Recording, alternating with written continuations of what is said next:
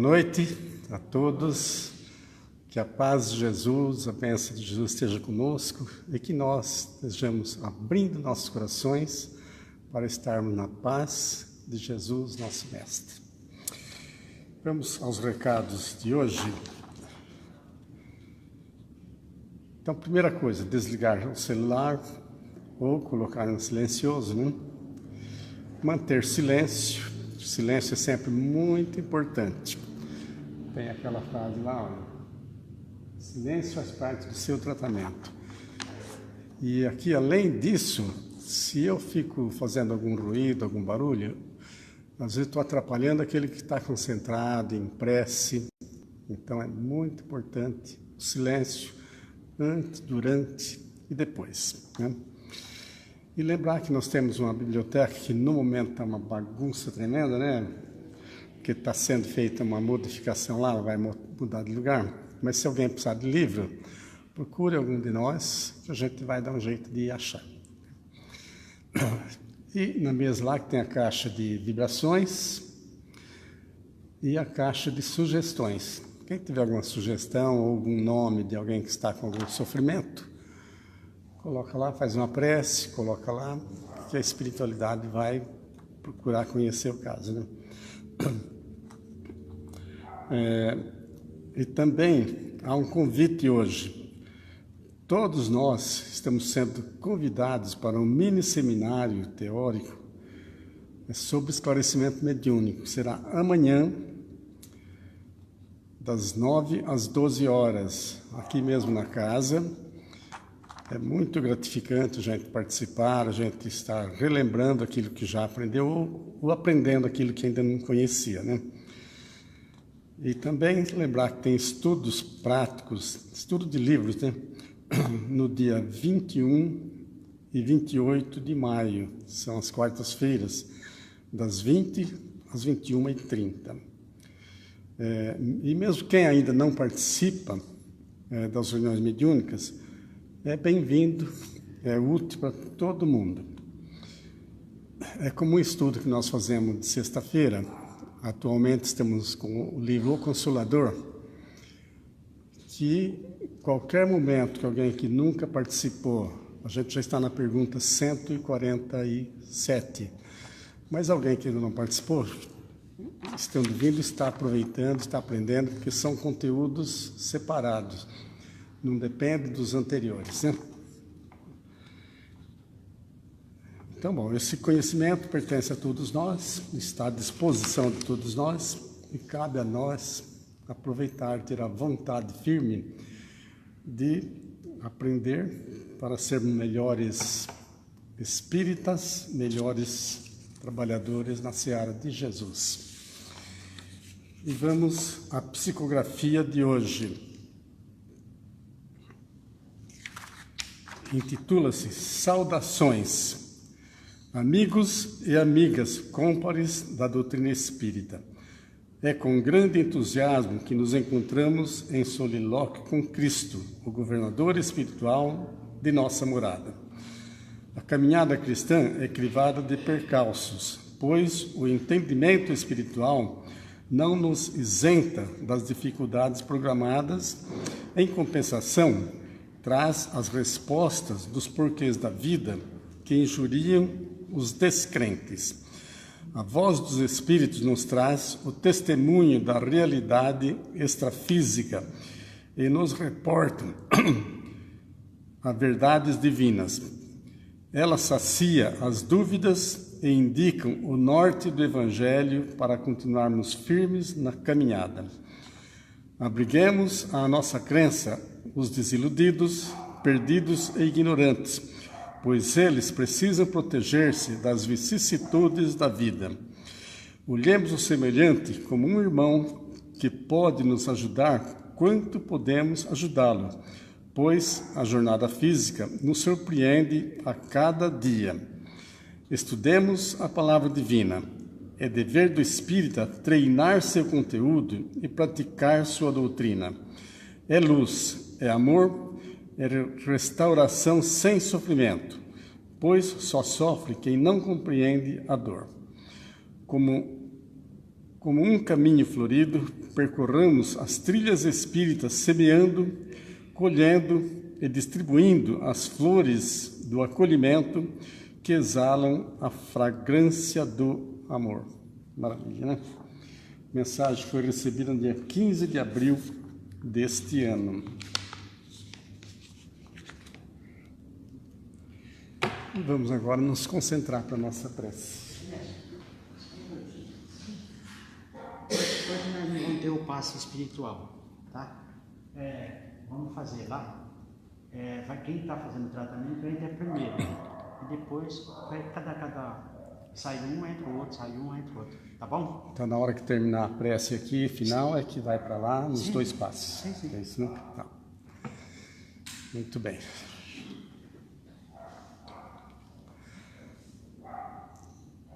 Vamos unir nosso sentimento de todo o coração, num sentimento fraterno, como irmãos que somos em caminhada, em aprendizado com Cristo, nosso governador, nosso Redentor. E contamos ou pedimos para os benfeitores espirituais que nos assistem, que trabalham nesta casa, que nos iluminem, que amparem o nosso entendimento para o bom aproveitamento das reflexões desta noite e das etapas do passe, da assistência espiritual que não enxergamos, mas elas estão existindo. Então, confiemos, tenhamos fé, sigamos avante. Esteja conosco, benfeitores, com Cristo, Jesus, nosso Mestre. Que assim seja, Senhor.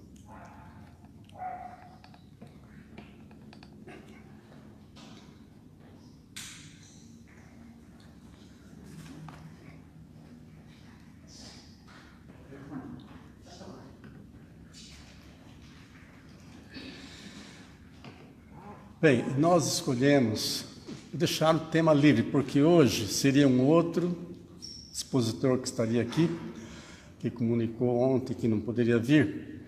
Então a Marcela pediu para que eu substituísse e deixou o tema livre. Certamente o tema dele seria outro.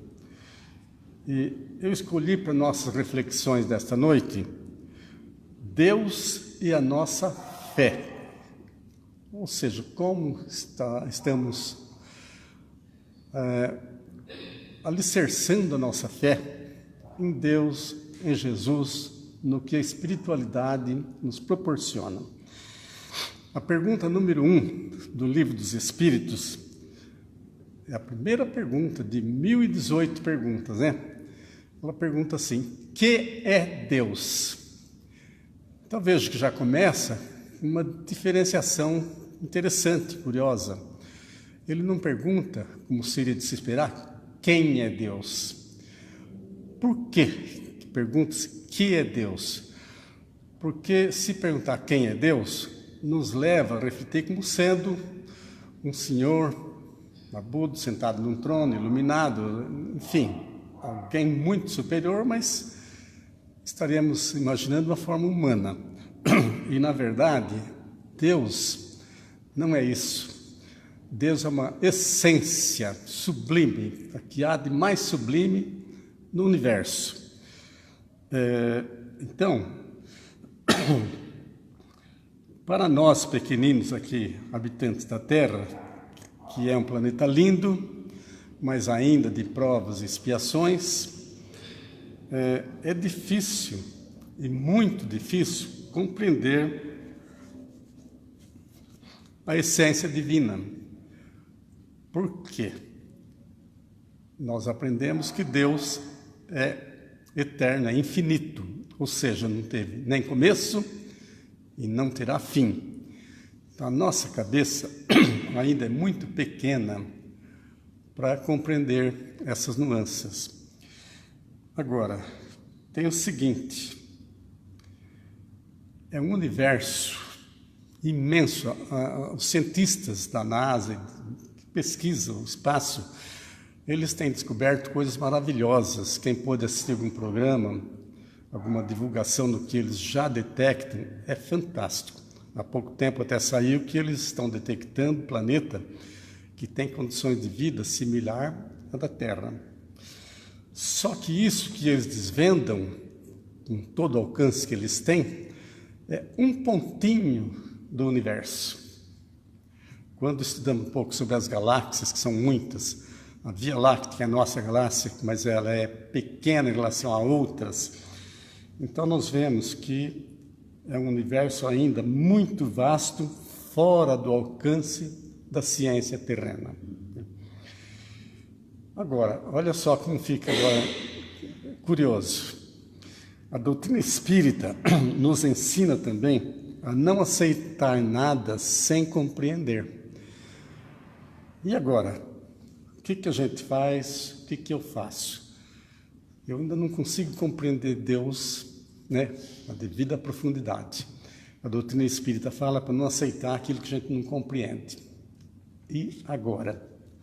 Ficamos numa encruzilhada, né? Mas, felizmente, para nós, há, assim, uma coisa muito importante, embora nós estejamos num mundo de provas e expiações, né? Ainda um mundo, terceiro nível evolutivo, mas surge Jesus, que muitas religiões consideram sendo Deus, porque ele está tão próximo de Deus que é considerado Deus. Mas ele é o enviado de Deus, nosso Pai, nosso Criador. Exatamente há 2025 anos e 137 dias, nascia Jesus, o Salvador da humanidade, né? Reencarnou nesse orbe o espírito mais evoluído que já passou por aqui, pela nossa querida Terra. Jesus é o construtor, o engenheiro sideral que construiu este planeta. Então imagina a envergadura que ele tinha. A Terra tem 4,5 bilhões de anos. Nessa época já era um espírito muito superior, né? Então Jesus vem nos ensinar. Ele veio com tanto amor, com tanta sabedoria, provar todos os atributos da divindade. Porque as religiões ensinam certo sobre isso. Deus é onipotente, ele pode tudo, é onipresente, é amor, é bondade. Então, Jesus veio provar tudo isso, veio nos ensinar que também nós, assim como Deus é eterno, também nós somos eternos. Só que nós tivemos um começo, tivemos um início, estagiando lá no reino mineral, por milênios, depois, evoluindo, chegamos ao reino vegetal, também estagiando por milênios, depois no reino animal, mais alguns milênios, e finalmente no reino humano, que é o que estamos hoje, ainda, digamos, nos primeiros degraus da evolução. Mas é importante que já chegamos aqui. Então, vamos entender que Jesus provou também que a morte não existe. Um dia ressuscitaremos em outro corpo, a vida continua, é aqui, é acolá, é aqui de novo. É um trânsito que fazemos entre a vida espiritual, o plano espiritual, e o plano físico, o plano terrestre. Ele veio para provar o poder da fé em Deus. Quando debruçamos e conhecer os feitos de Jesus, que as religiões consideram milagres, nós vemos que o poder que ele tinha, a fé que ele tinha em Deus, no Pai, era tão grande que ele conseguia coisas maravilhosas, realmente consideradas prodígios, consideradas milagres. Então ele veio provar que a fé cura as chagas do nosso corpo, cura as chagas da nossa alma. Depende de a gente alicerçar essa fé, aproveitando os ensinos que ele trouxe, os ensinos que a doutrina nos traz, né? Ele veio, enfim, nos dar o caminho a seguir, nos ensinar essa caminhada rumo à felicidade futura, que aqui nós sabemos, podemos ter uma felicidade relativa, mas nunca a felicidade plena. Então é uma coisa para o futuro, e nós precisamos caminhar, nos esforçarmos para isso. Ele veio também nos dar a certeza de que Deus é a inteligência suprema do universo, mas é toda bondade, todo amor, não castiga, não criou o inferno, como algumas religiões ainda ensinam, não criou Satanás para nos tentar, somos nós mesmos que nos tentamos, né? É um ser superior que nos ama e nos aguarda para a luz, né? Então ele está sempre cheio de amor, mas ele deixa a caminhada por nossa conta. Ele nos deu, através da lei do livre-arbítrio, a possibilidade de escolha, de nos esforçarmos para irmos adquirindo a própria luz, podermos reencarnar em planetas melhores. A escolha é nossa e ele aguarda. Só que é lógico que ele aguarda que cheguemos nessa luz que Jesus chegou e que nós um dia poderemos chegar. Então, olha, assim, nessa circunstância, sabendo que o início de Deus é difícil para nós e de tudo mais, mas não vamos ter a pretensão de devassar, de descobrir a origem divina, como isso começou, porque ainda estamos muito pequeninos para isso, né? Mas vamos ter a certeza do que Jesus nos ensinou. Então, Jesus é que nos dá esse aval de aceitar Deus com todos os seus atributos, com todo o amor que Ele tem por nós, embora a gente não consigamos compreender profundamente, como a doutrina explica, para não aceitarmos. Então, Jesus está nos dando esse aval, essa certeza. Então, não temos que titubear, que duvidar, que vacilar.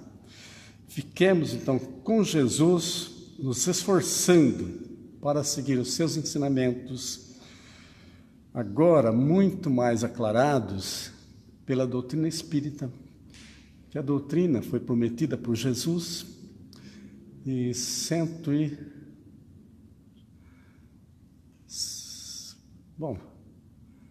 1.600 anos depois de Cristo, ele cumpriu a promessa, então veio a doutrina espírita, que esclarece passagem de Jesus, parábolas que eram mal compreendidas. Então, a doutrina é o nosso beabá, é a nossa cartilha Caminho Suave, né? Que nós estudamos, que hoje não tem mais. É uma pena, era muito bom. Então, a fé, que é importante para nós, vamos ver como que Emmanuel definia a fé. Emmanuel ensinava que a fé ensina, né? A fé é a divina claridade da certeza. Então, se foi Jesus que trouxe todo esse ensinamento, nós temos que ter a certeza de que assim é, que a fé remove montanhas, ou seja, as montanhas da nossa dificuldade, nossos problemas, se nós estivermos realmente a fé, pelo menos do tamanho de um grão de mostarda, né? Então, vamos ficar com Jesus, que Ele nos dá essa certeza da onipotência, da onipresença de Deus, e que precisamos amar acima de tudo esse Deus. O primeiro mandamento, o que é? Todos nós conhecemos: amar a Deus sobre todas as coisas. Então, isso é uma certeza. Estamos se esforçando, e o que importa é isso. Ainda não consigo plenamente, mas que eu esteja me esforçando para entender isso, para conseguir ir pondo em prática isso. Isso vai nos ajudar muito. Então, vamos seguir com Jesus, que nos legou um tesouro imensurável para a nossa caminhada, para a nossa paz, para que sejamos verdadeiramente cristãos, altruístas, sabendo amar. Dentre tantas outras coisas, Jesus nos legou, por exemplo, o Sermão da Montanha, com várias passagens que traz as consolações para todo sofrimento, para todas as aflições que a gente possa estar tendo que atravessar. Por quê? Com tudo isso que aprendemos, nós sabemos também que o que planejamos na nossa reencarnação para passar, nós vamos ter que passar. Só que se eu estiver alicerçado nesses princípios de Jesus, eu vou passar com serenidade, com compreensão, com fé, sem perder a fé, sem me revoltar. Então, é o bem sofrer que está num dos títulos do Evangelho segundo o Espiritismo. Ele também demonstrou o poder da fé que ele tem, que nós podemos ter. As curas, curando cegos de nascença, curando paralíticos, curando leprosos, curando que na época dizia-se endemoniados, que na verdade os endemoniados daquela época nada são do que os obsedados de hoje. As grandes obsessões e que Jesus, impondo suas mãos, resolvia. Ele nos legou também muitas parábolas, todas elas muito importantes. Por exemplo, a parábola do bom samaritano, que mostra o que nós devemos fazer quando vemos alguém caído, alguém com muito sofrimento. Nos trouxe a parábola do mal rico, a parábola das núpcias, e vai por agora, acho que são mais de 30 parábolas. Você lembra, Vânia, quantas são? Sei que são bastante. Mas vamos hoje lembrar de uma parábola que eu acho muito interessante, a parábola da figueira seca, que eu vou pedir permissão para ler, ela é curtinha. Vamos prestar atenção, porque realmente tem texto aí que a gente vacila. Será que Jesus errou? Vamos ver. Parábola da figueira seca. E ao outro dia, como saíssem de Betânia, teve fome. E tendo visto ao longe uma figueira, foi lá a ver se acharia nela alguma coisa. E quando chegou a ela, nada achou, senão folhas, porque não era tempo de figos. E falando-lhe disse: nunca jamais coma alguém fruto de ti para sempre.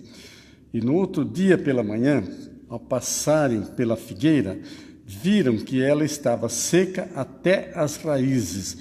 Então, lembrando Pedro, disse a Jesus: olha, mestre, como secou a figueira que tu amaldiçoaste. E respondendo Jesus, lhe disse: tende fé em Deus. Em verdade vos afirmo que todo o que disser a este monte, tira-te e lança-te ao mar, e isto sem hesitar em seu coração, mas tendo fé de que tudo o que disser sucederá, ele o verá cumprir assim. Essa passagem está no Evangelho de São Marcos, no capítulo 11. Eu vou ler um comecinho aqui da explicação, mas não vou ler tudo, que é um pouco longo. A figueira seca é o símbolo das pessoas que apenas aparentam o bem, mas na realidade nada produzem de bom. Dos oradores que possuem mais brilho do que solidez, dotados do verniz das palavras, de maneira que estas agradam aos ouvidos. Mas quando as analisamos, nada revela de substancial para o coração. E quando as acabamos de ouvir, perguntamos: que proveito tivemos? É também um símbolo de todas as pessoas que podem ser úteis e não o são. Olha a responsabilidade de nós. De todas as utopias, de todos os sistemas vazios e de todas as doutrinas sem bases sólidas. Então, eu vou parar por aqui, mas se seguir é também muito interessante. Então, olha, na leitura da parábola, simplesmente, dá a impressão, a princípio, que Jesus foi injusto com a figueira. Nós sabemos que cada espécie de fruto tem a sua época. O abacaxi, por exemplo, lá para outubro, novembro. Laranjas, mexericas, lá por volta de julho, por aí, que é a época da fruta. Enfim, cada fruta tem a sua época. A jaca também é outubro, novembro. E a figueira também tem a sua época. Então, não era a época da figueira produzir frutos. Por isso, ela não tinha frutos. E Jesus, digamos, amaldiçoou essa figueira. Então, dá a impressão que ele foi injusto com a figueira. Mas, na realidade, em todas as parábolas, Jesus usou uma estratégia profunda que ele estaria falando para a posteridade, não apenas para aqueles do momento. Então, se nós lermos o restante da explicação, nós vamos ver que o que importa é a gente entender o poder da fé, é entender que nós somos as figueiras. Aí que está o X da questão. Nós somos figueiras. Só que, diferentemente da figueira, que tem a sua época anual de reproduzir, nós estamos aptos a produzir todos os dias, todas as horas, todos os momentos. Então, se não produzirmos, nós estaremos nos colocando na condição da figueira que vai murchar, que vai secar. Não é Deus, não é Jesus que vai fazer a gente murchar. A gente mesmo que vai se atrofiando. Porque eu tenho potencial, possibilidades, meios que Deus me proporciona para fazer algo útil, algo bom, me evoluindo também, e eu não faço, eu estou como aquela figueira que não produziu. Então, por isso, a parábola da figueira seca, a gente tem que pensar nela com muita importância, com muita profundidade.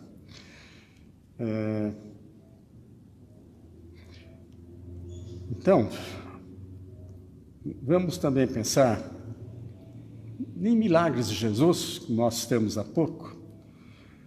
A água, por exemplo, transformada em vinho nas bodas de Canaã. E o melhor vinho, que foi servido no final, até dizem, mas deixaram o melhor vinho para o final da festa, né? E todas as curas que ele demonstrou, a ressurreição de Lázaro, né? Os ensinos sobre o perdão, a importância do perdão que Jesus ensinou é muito, muito grande. Nós, na humanidade, aqui no Brasil, em todos os países, não sofreríamos quase nada se essa mensagem do perdão fosse praticada de verdade. Por quê? Por falta de perdão que ocorrem brigas, desavenças em família, crimes, um monte de grandes coisas graves, as grandes obsessões, aqueles que nós ferimos no passado, até de outra vida, e não nos perdoou, ele não teve a grandeza de nos perdoar, quando nos alcança, nos leva a estados de obsessão muito graves, às vezes até levar-nos a suicídio. Falta do perdão. Por isso Jesus bateu tanto nessa tecla do perdão, né? E vamos lembrar também o ensino sobre a caridade, né? Sobre a humildade, sobre o orgulho. Então, tudo pontos muito importantes que Jesus nos legou, que nos ensinou, que exemplificou. E Jesus nos ensinou ainda a amar o próximo como a nós mesmos, que nós falamos do primeiro mandamento, amar a Deus sobre todas as coisas, e o segundo mandamento é este, amar ao próximo como a si mesmo. Então, é difícil? Mas é impossível? Não. Depende de nós estarmos sempre atentos em oportunidades. Não vamos já querer ser um espírito grandioso de fazer em nível que outros exemplos que passaram aqui nós, alguns próximos de nós, fizeram. Então, vamos lembrar, por exemplo, o anjo da Bahia. O anjo da Bahia, é a maneira com que é chamada a irmã Dulce. Quem pôde ver o que ela fez para os necessitados, realmente era um anjo dos pobres, o anjo da Bahia, porque era lá que ela vivia.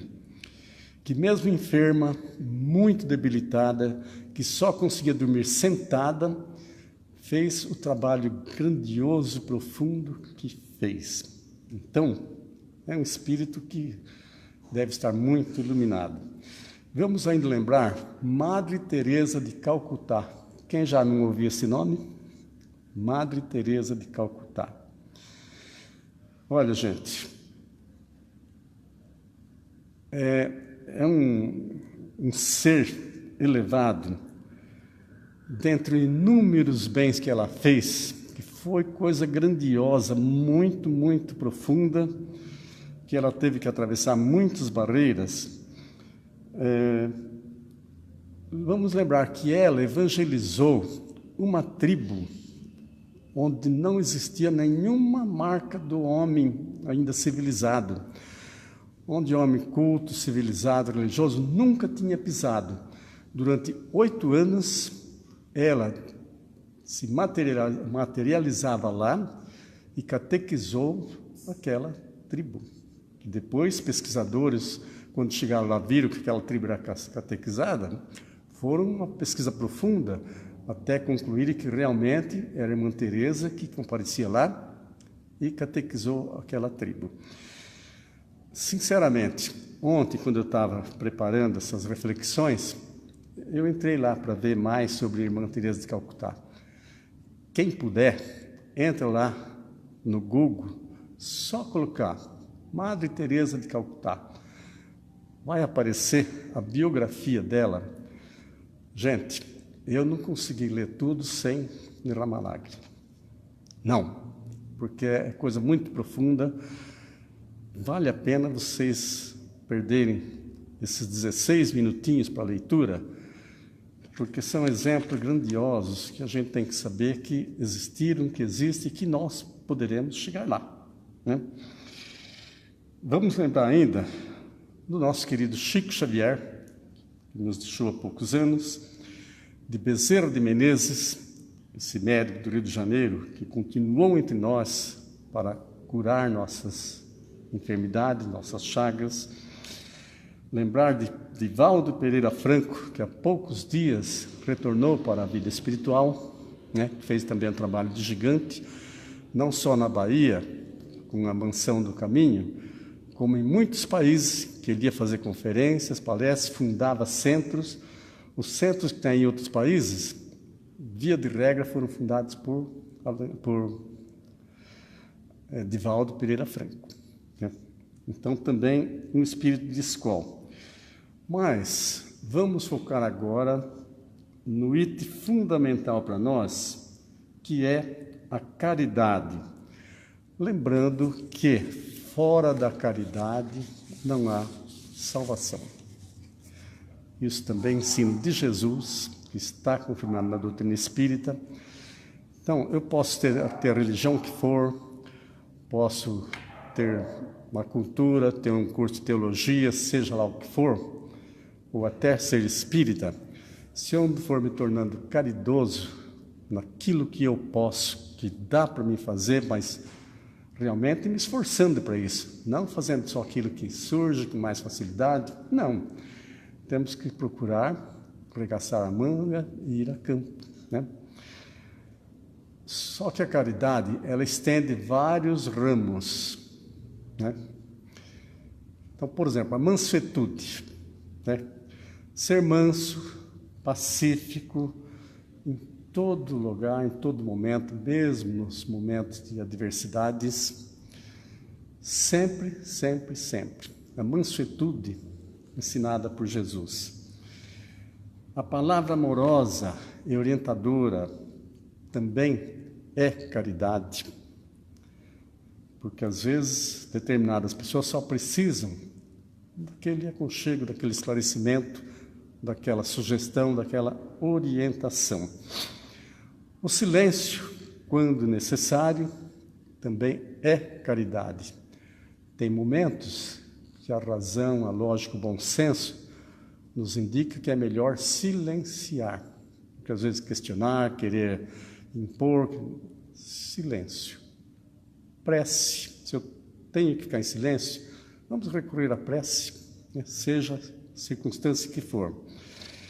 E as preces, nós podemos fazer as preces pelos outros, por nós mesmos. Aquela prece sincera, pedindo aos benfeitores, a Jesus, pedindo a Deus que ampare aquela pessoa, que nos ampare, que nos dê força para superar nossas dificuldades, né? As visitas a enfermos, né, que não falta oportunidade, ficando nos seus lares ou até em hospitais, sempre que possível.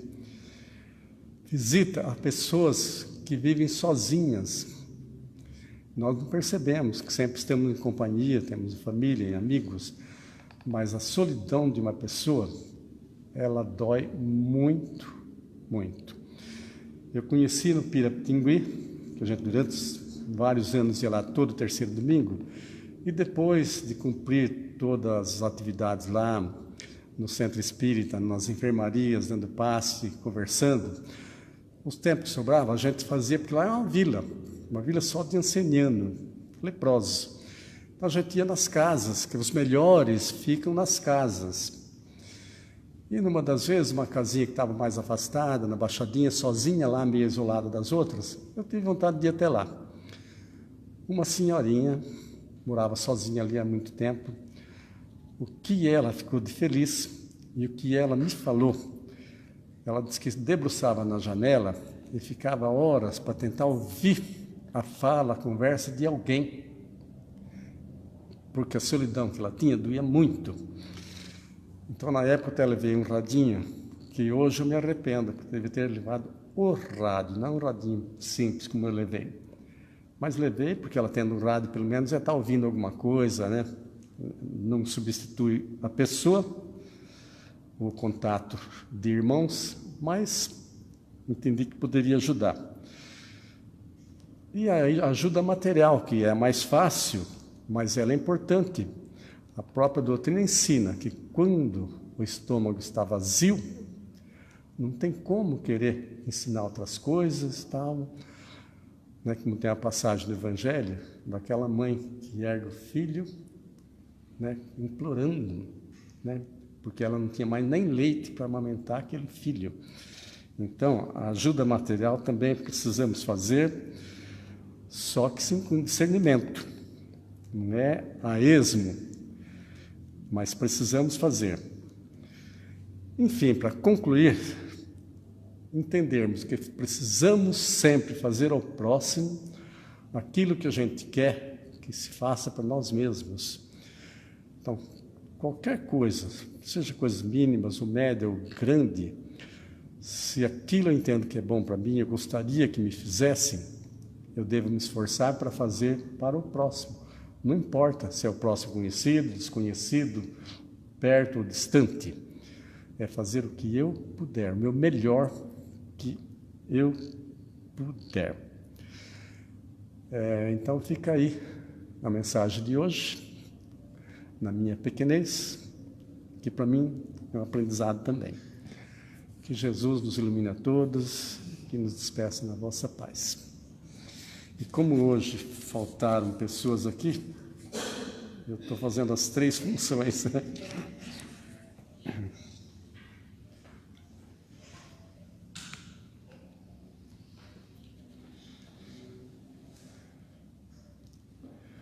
Vamos unir nosso sentimento de amor fraterno, sentimento de caridade para com o próximo, sentimento de amor para com todos.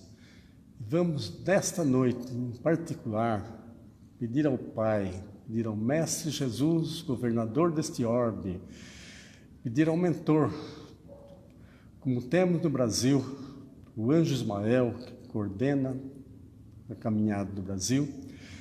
Vamos mentalizar o mentor do povo da faixa de Gaza, o desespero dessas crianças, jovens, adolescentes, adultos e idosos, o desespero para conseguir um prato de alimento. Tantos deixando o corpo físico, perdendo o corpo físico pela morte, por falta da alimentação.